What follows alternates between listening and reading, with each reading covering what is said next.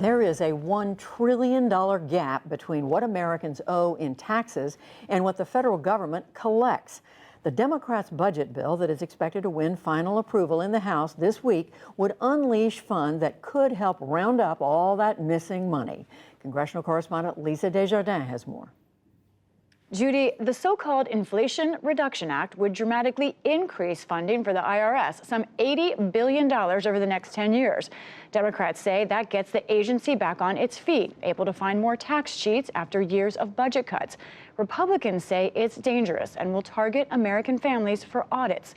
Joining me now to understand more is former IRS Commissioner John Koskinen. Thank you so much for joining us.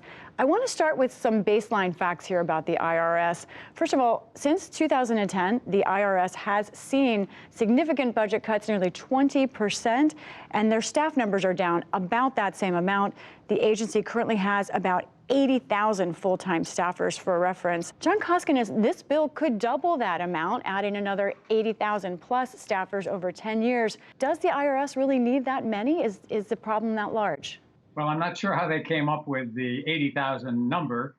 Between now and 2031, when the bill expires and the funding expires, anywhere from 35,000 as many as 50,000 employees will retire because they're eligible to retire. So a lot of them, they'll all have to be replaced.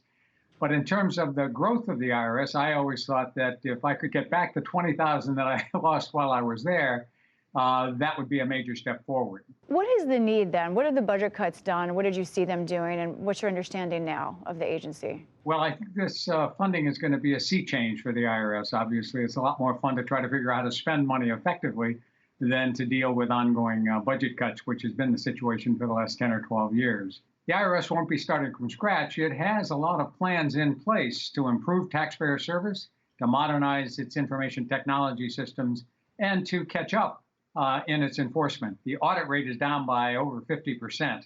So that means a lot of people who should be audited, who are cutting corners or even cheating, are getting away with it because there aren't enough revenue officers and revenue agents.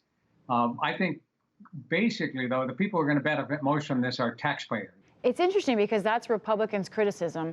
They say that all of these new IRS workers, especially the new auditors, could target American families. And I want to play one of the critics. This was Senator Marco Rubio speaking in the Senate chamber over the weekend.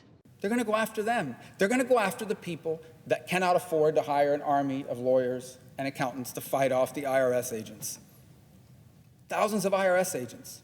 Well, not police officers to go after criminals, IRS agents to go after American taxpayers. That's who they're going to go after. I promise you, and I regret to say it, that a lot of hard-working people are going to be getting letters in the mail saying, hey, we want to talk to you about your taxes from 5 years ago, from 3 years ago, because we think you might have messed up. This will mean more audits. Do we know who those audits are likely to hit? How does the IRS approach who it chooses? Hardworking Americans is who Senator Rubio is worried about. Senator Rubio is off base. It's really a silly argument to say that the IRS is not going to go after hardworking Americans. The vast majority of taxpayers never hear from the IRS. They have simple, straightforward returns with W-2s and maybe a 1099 thrown in.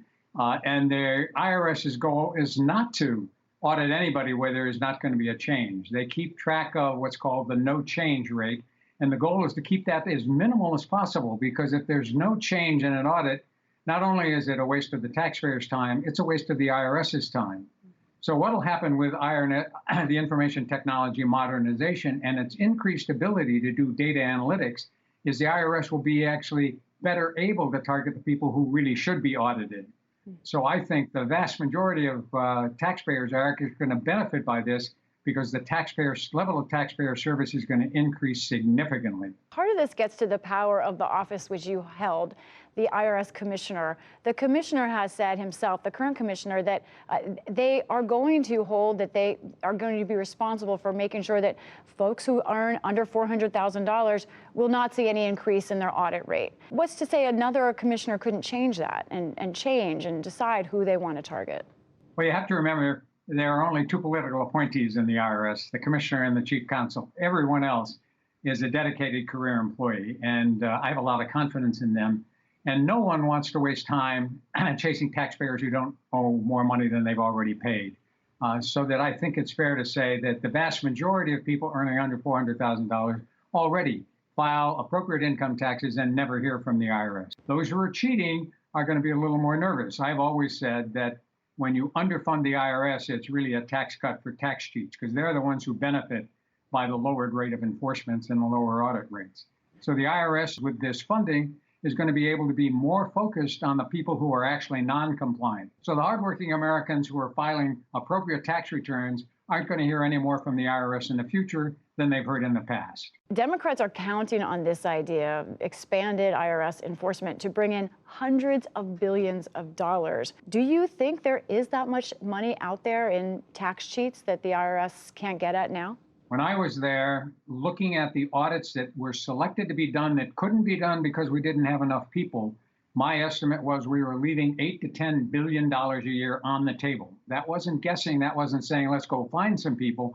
Those were people who had returns that had serious questions in them, and we just didn't have enough revenue agents and officers. So I think the revenue projected to be raised by this bill is reasonable, and I think it's probably going to be exceeded over the course of the 8 years. John Koskinen, thank you so much for talking with us. My pleasure.